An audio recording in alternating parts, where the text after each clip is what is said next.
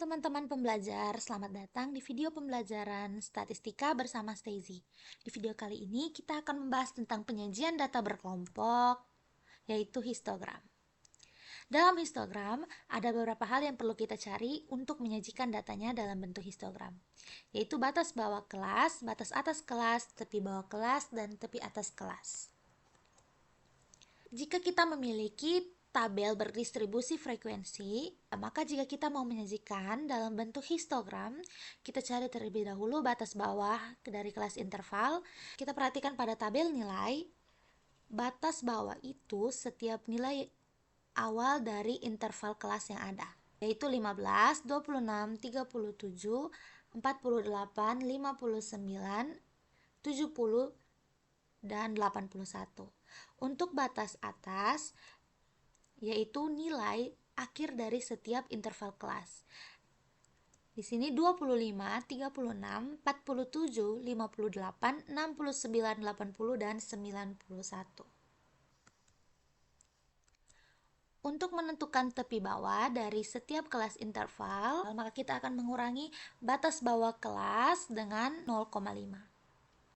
Batas bawah kelas ini dikurangi 0,5 untuk memperhitungkan ketidakpastian atau kesalahan pengukuran dalam data. Sehingga kita kurangi 15 dikurangi 0,5, hasilnya 14,5, kemudian 26 dikurangi 0,5, hasilnya 25,5, kemudian 37 dikurangi 0,5, hasilnya 36,5, 48 dikurangi 0,5, hasilnya 47,5, 59 dikurangi 0,5 hasilnya 58,5, 70 dikurangi 0,5 hasilnya 69,5, 81 dikurangi 0,5 hasilnya 80,5. Maka kita dapatkan nilai tepi bawah kelas. Selanjutnya kita akan mencari nilai tepi atas kelas. Dengan cara kita akan menjumlahkan batas atas kelas dengan 0,5. Sama seperti pengurangan tadi, dijumlahkan 0,5 untuk memperhitungkan ketidakpastian atau kesalahan dalam pengukuran data.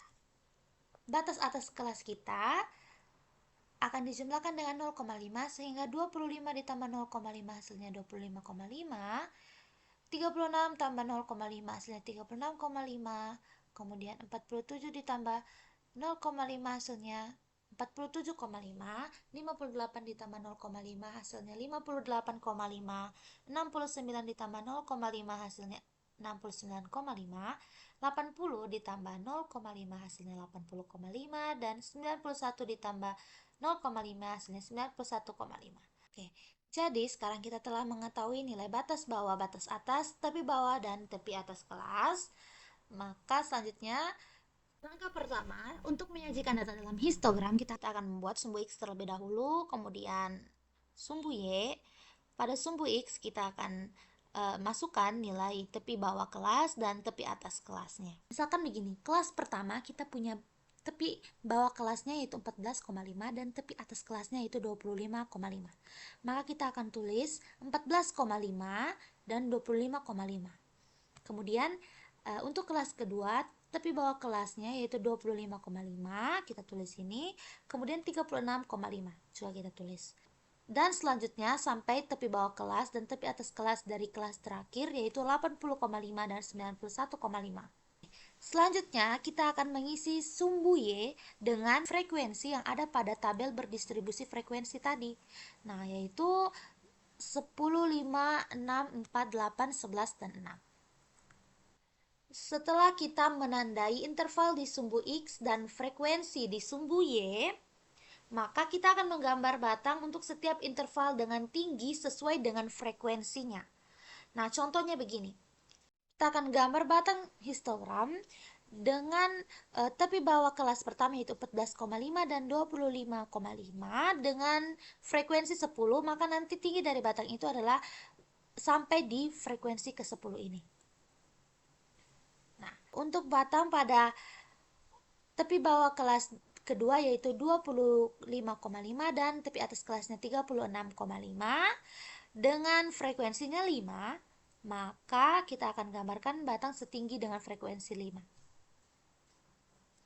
Selanjutnya kita akan gambarkan untuk kelas ketiga dengan tepi bawah kelasnya yaitu 36,5 dan tepi atas kelasnya yaitu 47,5, tinggi batangnya akan sama dengan frekuensi 6.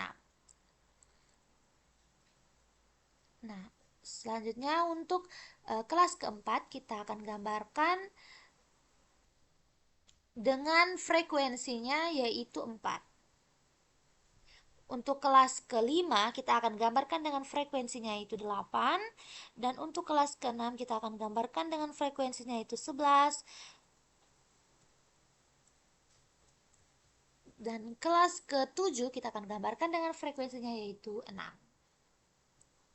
Oke, setelah kita menggambarkan batang-batang dari setiap data yang ada, dapat kita lihat bahwa setiap batang yang ada itu menempel satu sama lain. Jadi batang pada kelas pertama menempel dengan kelas kedua dan kelas ketiga selanjutnya sampai kelas ketujuh. Dari masing-masing tinggi batang kita dapat ketahui bahwa kelas keenam memiliki frekuensi tertinggi dari data yang ada. Setelah kita menggambar setiap batang yang ada pada histogram, kita bisa memberikan warna sesuai dengan yang kita mau. Setiap warna merepresentasikan kelas-kelas yang ada pada tabel distribusi frekuensi yang kita miliki. Oke, begitulah cara kita untuk menggambar histogram. Sekian dan terima kasih.